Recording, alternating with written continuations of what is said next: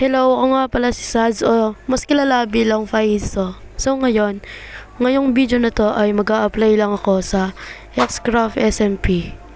So unang katanungan nila ay, ano ang pangalan mo? Ako po ay si Faizo or Saz. Pangalawa ay, ilang taon ka na? So ako po ay 12 years old pa lang. So ang pangatlo ay requirements. So, yung requirements nila ay dapat matured ka. So, matured naman po ako mag-isip.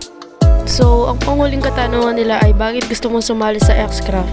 Gusto ko sumali sa Xcraft dahil gusto ko pong makabuo ng bagong kaibigan at makapag-content po ng mga videos sa TikTok and YouTube.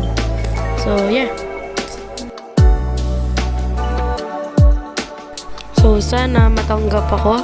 And good luck sa akin. Bye!